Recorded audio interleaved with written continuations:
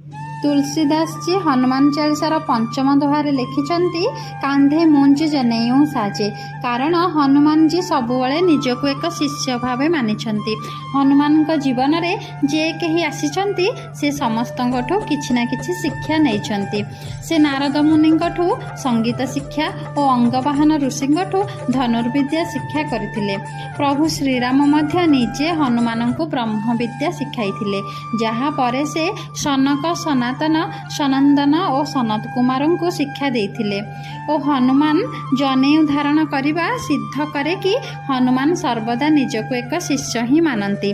सेथिपाई जनेऊ को हनुमानकर ज्ञानर भंडार मध्य कुहाଯାଏ।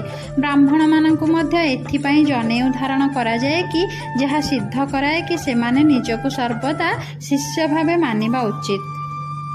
तो बंधु माने जदि आमे कौन सी समस्या रे बांधी होई रही तार समाधान पाऊना तेबे आमे हनुमान जी को ऊपर विश्वास रखिबा और प्रत्येक दिन किछि समय बाहर करी हनुमान चालीसा पाठ करिबा। देखिबे आम लाइफ रे एक सकारात्मक ऊर्जा आमे अनुभव करि परिबा।